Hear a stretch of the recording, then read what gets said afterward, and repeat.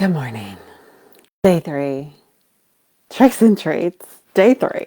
I'll tell you guys, there is your hair in the mirror, and then there's your hair when you go on Zoom. Come on here. What would it take for you to look fabulous? Fabulous. Okay, let's move on from there. We're back in the spare room.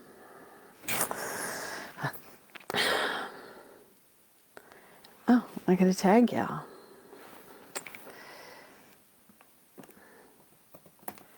Gonna pull some energy. Come and find me. Whoops, that didn't work.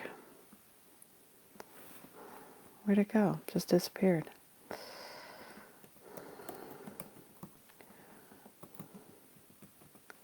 There we go.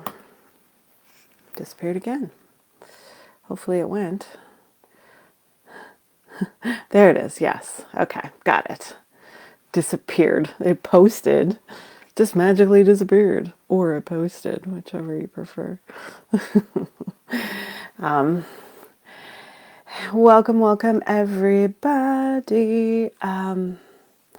Just so you know, I can see people are here, but I never really know who's here unless they comment. Cassie Summers, I love your opening chats. I'm just like the warm-up act. My warm-up act. Look how Drake. If you're looking for a warm-up person, Drake, here I am. I don't know why Drake. I just listened to Zero. Hey Twyla, so good to see you here with me live. I'm not a big rap fan, if that's even what Drake does.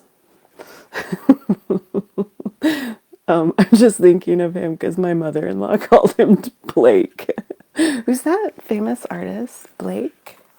So adorable. Okay, we're talking confusion today, everybody. So, where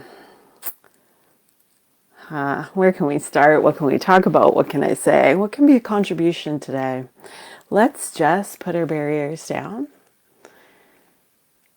and tip our hats. I'm a country girl, live in the country. Let's tip our hats to all of the beings without bodies that are here with us today. Hey, let's acknowledge them. That is a little trick I use. Makes things easier and lighter often just to say hello. I acknowledge you. So how many people do you know in your life that have bodies, people with bodies? Let's qualify the statement, people with bodies that are really clear, direct communicators who say what they mean and are really open and direct, clear. Do you know many people with bodies that are like that? Clear communication is not something that is celebrated or taught or modeled. We're all out here like pretty much zero, Cassie says, right? Pretty much zero. Include yourself in that. Ask yourself that question, like, wait a minute, when I communicate, am I clear and direct? Do I convey what I'm meaning to say with the words that I'm choosing? Hey, Claire, we're just getting started. So when you come to communicating with entities, you can really use it as that great space to kind of flex your own communication muscles. Are you a good communicator? Are you a good listener? When people are with bodies are speaking to you, do you listen to what they're saying and what they're not saying? Do you pay attention to the energy that's being communicated beyond the words that they're using? And so it's those same kind of tools that you're going to pull out to use with entities. I have a really great something I want to throw in here. The Lady. Such a great book. Written by Gary Douglas. And he has a question in here. Oh, it's so good. If Tanya is watching, Tanya is my reading the lady book buddy. Hey Tanya, we're gonna hop into this right after I get off of this. So he has a question in here that is so great. What am I trying to create with this weird ass communication I am choosing? Oh God, that's a good question. That's a there's Tanya. What are you trying to create with the weird ass communication that you're choosing? So that might be one to stick on your mirror and start to ask yourself, am I a clear, direct communicator? What does it look like? What is it to be a clear, direct communicator? What would it take for me to communicate really clearly when I want to? Cassie's laughing. Isn't that such a great question? What am I trying to create with the weird ass communication I'm choosing? Because sometimes, right, we just get so muddled. So we take that, right? As people with bodies, trying to communicate, muddling our way through it, and then people pass. They pass on, they move into that spirit realm, and then we somehow have this expectation that all of a sudden they're going to be these really clear communicators. Like, excuse me? What? Does that make sense? Does that seem true to you? Is that light? My grandpa, I always use him as an example for this. I didn't know him while he died on my 6th birthday, actually. So when I first started flexing my muscles, practicing these tools, using these tools, and my grandpa showed up. My grandpa, when he was alive and had a body, he was a very, very, very quiet man. I don't know that I have a memory of him really talking. I was very small, right? But so keep that in mind. But he was a quiet man. And then I run into him as an entity. He's a spirit. He passed over. I would just be like, what? What? Ugh. And I would really judge myself. I was like, I don't think I know how to do this. Oh, I think I'm horrible at this. But when I started asking a question, what am I aware of? If I were aware of something, what would I be aware of? If I didn't judge myself as my first option, what am I actually aware of? What is this? What can I do with it? And I started realizing, oh, this is my grandpa, and that's just him. He just doesn't know how to communicate. That's all. So I was just present with him. And I asked him, hey, like, you gotta slow down. You gotta slow down. And I'm gonna try to speed up. And then I gotta make the choice to step out of my thinking mind and stop expecting like words strung out in a row. Yeah, words strung out in a row across time because he's outside of time. So I had to just leap into my knowing, and I was just actually really present with him without actually any expectation that he was going to communicate something really clear to me. And I would just be present with this like energy that was, I can't even explain it because it's so energetic. I was just present with that. Just like be space with grandpa, just sit with him. And slowly and surely over time, we've gotten better at communicating with each other. So communication with entities is an art. It is an art of perceiving, of knowing, of receiving, and of being. And, excuse me, it can take, again, a little bit of that patience, which is one of the elementals, patience, right? These beings are outside of time. What's important about rushing? Do we need to just sit down and get our Starbucks order and get on with it and get out of there? Or can we just be present and then see what happens over time? Shannon O'Hara is the creator of these tools of Talk to the Entities. She has spent her entire life working on this stuff. And she has stories, right, about her taking months to figure out what an entity is up to, what they're trying to communicate. Entity awareness. One of my symptoms can be a throat. Here, just a second, I'm going to cough.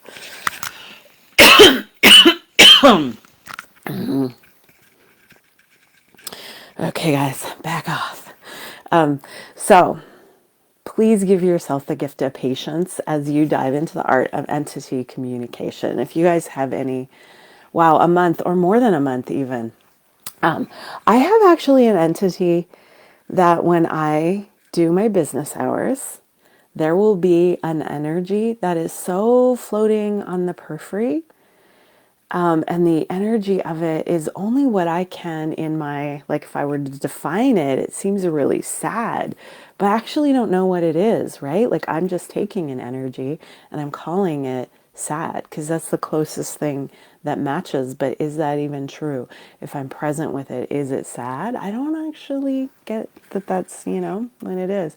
So this energy has been floating on the edge of my awareness for a year.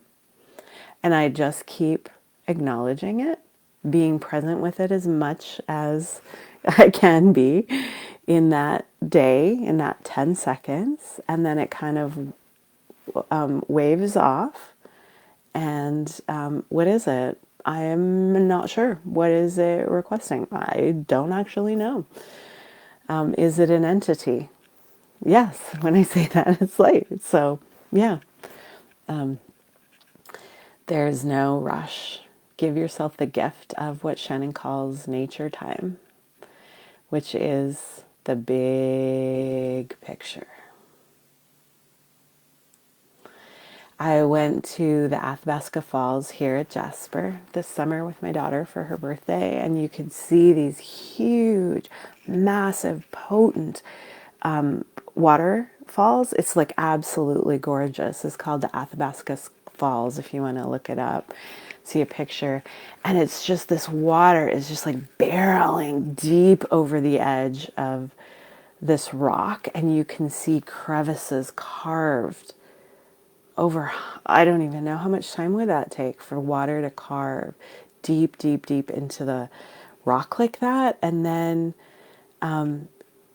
it's so strong, so potent, so unstoppable, and so changeable, but so outside of time at the same time, right? It's this beautiful thing that got carved over centuries, no rush. It didn't actually have a purpose in what it was creating. It wasn't trying to create something stunning. It just was being itself. And this beautiful, beautiful wonder got created. So give yourself some nature time. Look at the really big picture. Really big picture. These tools are magnificent and effective and fast. And they can take a little time, take a little space. So give them some time and space. Does anybody have questions before we go? Confusion. I'm going to read that question that I read. That's so good. What am I trying to create with this weird ass communication I'm choosing? So that's all that we got for today. That's really cool. Hope that was a contribution. Thank you, everybody. Remember, we have our big Friday the 13th call coming up. So sign up. We're going to throw your name in a draw. I'm going to put your name literally into a hat and draw a name out for a free session with me. So you can ask questions then face to face, and sometimes it's easier, right, to get to the bottom of something. What's a tip when people ask a question of the entities and they go blank? So remember, one of the things to keep in mind when you're communicating with an entity is just like when you're doing a bar session. If any of you guys out there are, okay, okay. If any of you guys out there are bars facilitators, you know when you're doing a bars session, you know how you're facilitating the person on the table. So then when something shows up for you as the facilitator, your first question is, oh, is this related to the person on the table? So when you're facilitating the entity, please keep that in mind. When something gets really confused or blank, is this me or is this my awareness of the entity? And then as soon as we identify something and conclude what it is, so let's use that example of the sadness that's floating on the edge of my awareness. As soon as I say, well, that's sadness, that's what it is, boom, I am out of my awareness, right? I'm into conclusion. So I can be aware of an energy, be it blank, be it sad, be it something really confusing in the way that they're communicating. And the more question I'm in with it, and just receive it. Just put your barriers down and receive it. What does receiving it mean? Just practice. Just put your barriers down and like sit with it. Sit with it in your presence, in your awareness, without judging it, without trying to nail it down, without trying to even change it. Just be like, oh, this is interesting. This is interesting. And be with it and see if that in itself changes it. And then remember, you guys, if things don't seem clear, you are not communicating with a being who lives inside time and is going to communicate with words. You've got to lean into that first language of energy and trust yourself with that energy. Don't try to make logical sense of it. And how fast can you be then if you don't have to make logical sense of it? Sometimes it's just like a ball of like,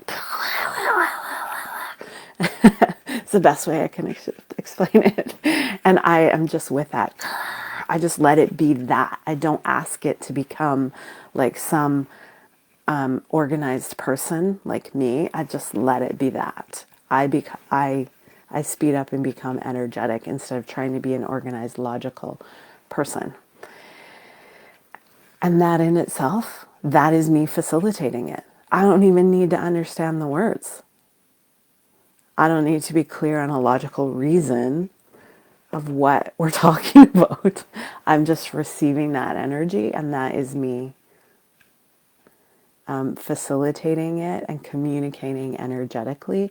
And then sometimes, like so much, honestly, so much of what I do is just so energetic.